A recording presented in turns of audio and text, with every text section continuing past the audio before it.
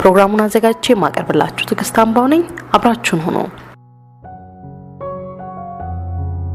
ጃፓናውያን ማለዳ እንደተነሱ ለብ ያለ ውሃን የመጠጣት ልምድ እንዳላቸው የሚነገር ሲሆን ይህም እጅግ በርካታ ህመሞችን ለማዳንና ለመከላከል እንደሚያስችልም ነው በተለያዩ ሳይንሳዊ ጥናቶች ማረጋገጥ የተቻለው። ለብ ያለ ውሃን መጠጣት ለረጅም ጊዜ ታዋቂ የሆኑ በሽታዎችን ዘመን አመጣሽ በሽታዎችን ሳይቀር ለማዳንም ሆነ ለመከላከል የሚያስችል ተብሏል በጥናቱ።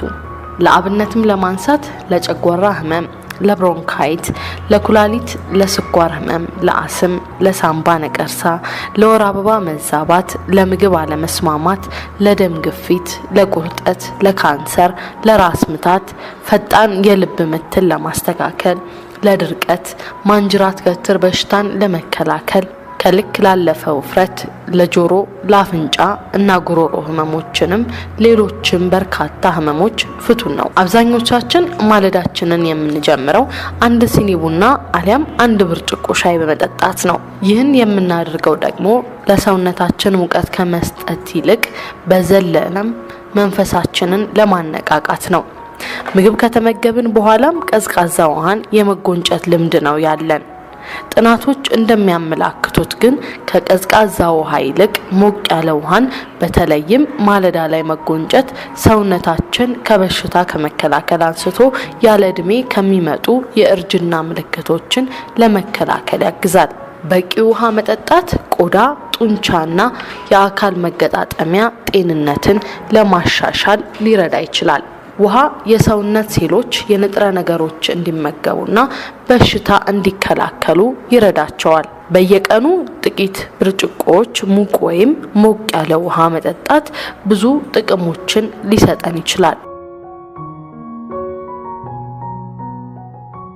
ስለ አወሳሰዱ ስንመለከት ግማሽ ሊትር ለብ ያለ ውሃን ከመኝታችን ከተነሳን በኋላ መውሰድ፣ ከዚያም ለ45 ደቂቃ ምንም አይነት ምግብ አለመመገብ፣ ቁርስ ከተመገብን በኋላም ለቀጣይ 2 ሰዓታት ሌላ ተጨማሪ ምግብ አለመውሰድ፣ በእድሜ ከገፉ ሰዎች የቻሉትን ያህል ውሃ እንዲጠጡ ሲመከር፣ ሌሎች ግን እስከ 4 ብርጭቆ ለብ ያለ ውሃን እንዲጠጡ ነው የሚመከረው። የተሻለ ውጤት ለማግኘትም ይህንኑ በየቀኑ ከ20 ቀናት እስከ 1 ወር ድረስ ማድረግ ይገባል።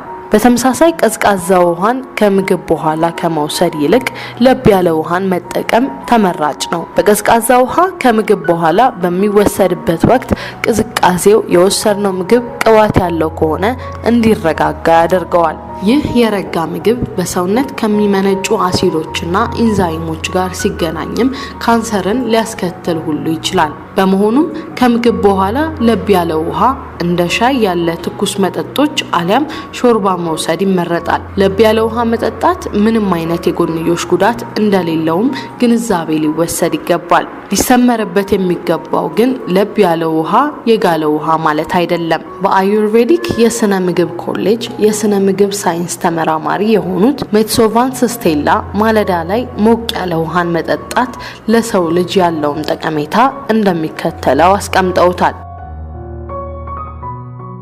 አንደኛ፣ የምግብ ልመትን ወይም ዳይጀሽንን ያጣራል። ማለዳ ላይ ሙቅ ውሃ ሲጠጣ አንጀት እንዲጠነክር ያደርገዋል።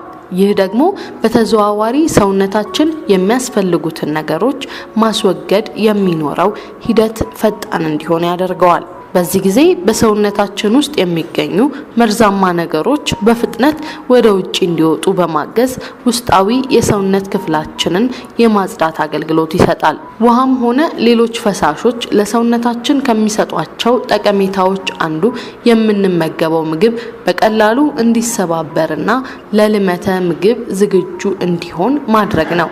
ማለዳ ላይ በተለይ ምግብ ከመመገባችን በፊት ሙቅ ውሃ መጠጣት ደግሞ የምንመገበው ምግብ በፍጥነት እንዲሰባበር ያግዛል። ይህ የምግብ ልመቱ ቀላል እንዲሆን ያግዘዋል ማለት ነው። በተቃራኒው ምግብ ከተመገብን በኋላ ቀዝቃዛ ውሃ ስንጠጣ በተመገብነው ምግብ ውስጥ የሚገኘው ዘይት ወይም ቅባት ጠንካራ እንዲሆን ስለሚያደርገው ስብ በአንጀታችን ውስጥ እንዲከማች ያደርገዋል። በቀዝቃዛ ውሃው ላይ በረዶ ጨምረን ስንጠጣ ደግሞ በተመገብነው ምግብ ውስጥ የሚገኙና ለጤናማ የምግብ ልመት የሚያግዙ ማዕድናት እንዲጠፉ ያደርጋል። በዚህም የተነሳ ምግብ ከተመገብን በኋላ በጣም ቀዝቃዛ ውሃ መጠጣት የማይመከር ሲሆን መጠጣት የሚፈቀደውም ምግብ ከተመገብን ቢያንስ ከ20 ደቂቃ በኋላ መሆን አለበት።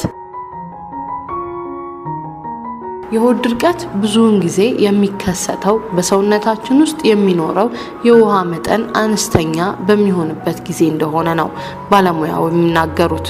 የሆድ ድርቀት ችግር በአብዛኛው የሚሰማውም ከተመገብነው ምግብ ውስጥ አላስፈላጊ የሆነውን ነገር በማስወገድ ወቅት ነው ይላሉ ሜትሶቫንስ።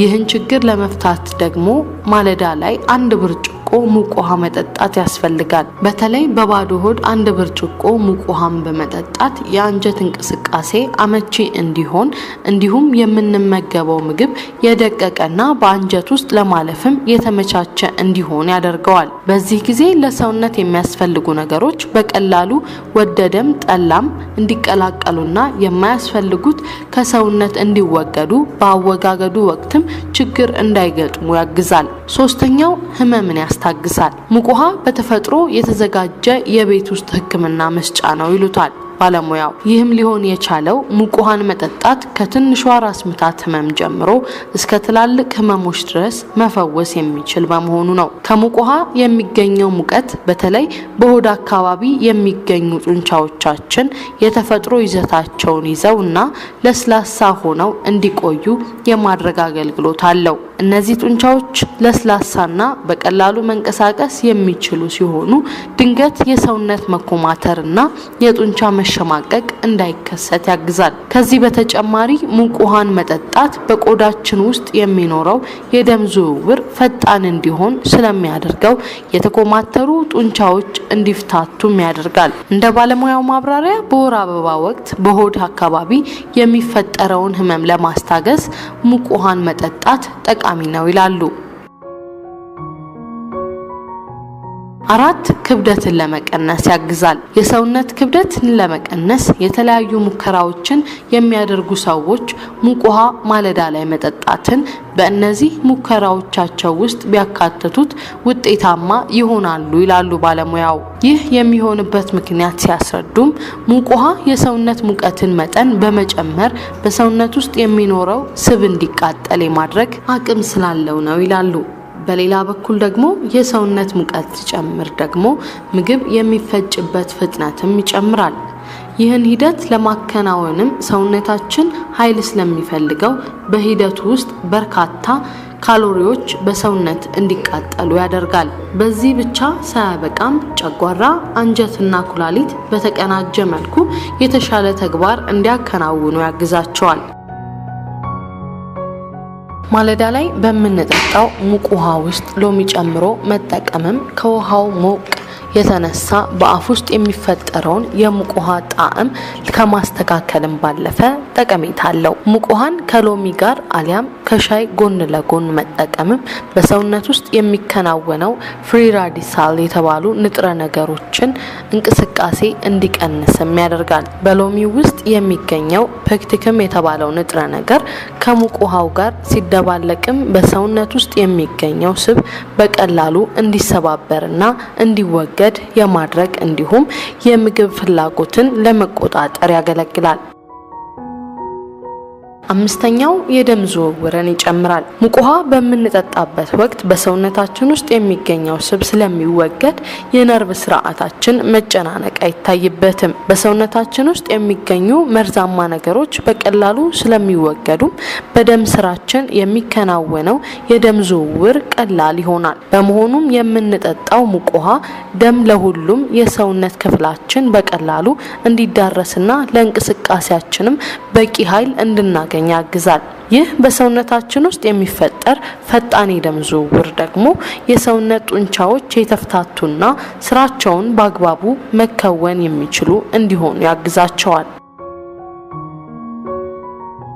6 እርጅናን ይከላከላል። እርጅና ወቅቱን ጠብቆ የሚከሰት ሂደት እንደመሆኑ እርጅናን ማስቀረት አይቻልም። ነገር ግን ከእርጅና እድሜ ቀድሞ በሰውነት ላይ የሚከሰቱ ነገሮችን በመከላከል በእድሜ ደረጃን የጠበቀ ሰውነት እንዲኖር ማድረግ ይቻላል። እነዚህን ችግሮች ደግሞ ማለዳ ላይ 1 ብርጭቆ ሙቅ ውሃን በመጠጣት መቋቋም ይቻላል። እንደ ባለሙያው ገለጻ ሙቅ ውሃ በሰውነት ውስጥ ተቀምጠው የቆዳ መጨማደድን የመሳሰሉ ያለ እድሜ እርጅናን የሚጠቁሙ ነገሮችን የሚያመጡ መርዛማ ንጥረ ነገሮችን ለማስወገድ ያግዛል። በተለይ በሴቶች ውስጥ የሚገኙ በርካታ ሆርሞኖች ከዚህ ከሙቅ ውሃ ውስጥ የሚገኘው ሙቀት ጋር በመቀናጀት በሴቶች ላይ የሚከሰቱ ያለ እድሜ እርጅናና ከዚህ ጋር ተያይዞ የሚከሰተውን የሆድ ድርቀት ለመከላከል ያግዛል። ሙቅ ውሃን በምንጠጣበት ወቅትም በጣም የሚያቃጥል ከሆነ በአፋችን ውስጥና በምላሳችን እንዲሁም በጉሮሯችን ዙሪያ የሚገኙ ህዋሳትን የመጉዳትና የመግደል ጉዳት ሊያደርስ ይችላል። በመሆኑ ውሃው ከተፈላ በኋላ ለአፍና ለምላስ የተመጣጠነ ሙቀት እስከሚኖረው ድረስ በመቆየት ምንም አይነት እንደ ስኳር ያሉ ማጣፈጫዎችን ሳንጨምር መጠጣት ይኖርብናል። ከዚህ በተጨማሪ ለተለያዩ የህመም አይነቶች በሕክምና የታዘዙ መድኃኒት የሚጠቀሙ ሰዎች ሙቅ ውሃን ከመጠቀማቸው በፊት ስለ ጥቅምና ጉዳቱ ሐኪም ማማከራቸው መዘንጋት የለባቸውም ይላሉ ባለሙያው። 7 መርዛማ ነገሮችን ከሰውነት ለማስወገድ ሙቅ ውሃ ይረዳናል። ጥናቶች ሙቅ ውሃ መጠጣት መርዛማ ነገሮችን ከሰውነታችን እንዲወገዱ ያግዛሉ ሲሉ ይገልጻሉ። ለዚህም አንድ ሰው በሚገባ የሞቀ ውሃ በሚጠጣበት ጊዜ የሰውነቱን ሙቀት መጠን በመጨመር ላብ ሊያወጣ ይችላል። ላቡም መርዛማ ነገሮችን ለማስወገድና እጢዎቹን ለማጽዳት ያግዘዋል ማለት ነው። 8 ጉንፋንን በመዋጋት የአፍንጫ ጤንነት ያሻሽላል። ሙቅ ውሃ መጠጣት በጉንፋንና አለርጂ ምክንያት በአፍንጫ አካባቢ የሚፈጠረውን የአፍንጫ መቆጣት ጫና ለመቀነስ ይረዳል። በውሃ እንፋሎት መታጠንም በአፍንጫ አካባቢ ያለውን ቁስለት ቶሎ እንዲደርቅ ሊያግዝ ይችላል። ሙቅ ውሃ መጠጣት ንፍጥ በፍጥነት እንዲጓዝ ስለሚያደርግ ሳል ቶሎ እንዲተወን ይረዳል ተብሏል።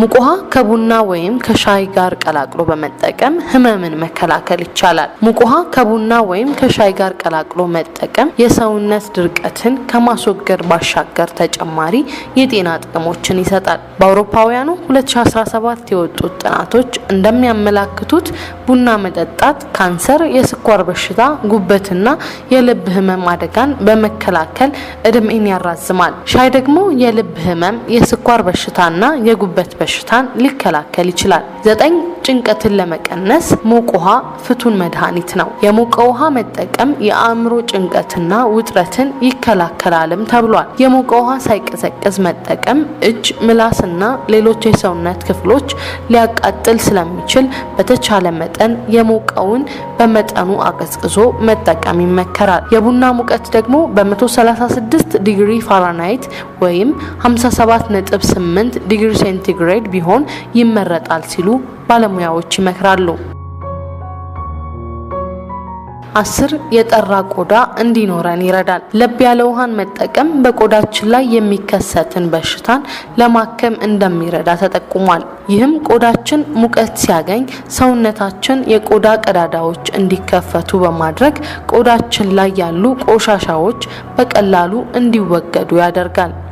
ለብ ያለ ውሃን ከመጠጣት በተጨማሪ በፎጣ በመንከር ሰውነታችንን የምናሽ ከሆነ ቆዳችንን በቀላሉ በማከም ጥርት ያለ ቆዳ እንዲኖረን ይረዳናል። ውድ የኛ ቲዩብ ተከታታዮቻችን የዛሬው የጤናና ውበት ፕሮግራማችን የተከታተላችሁትን ይመስላል። ሰላም።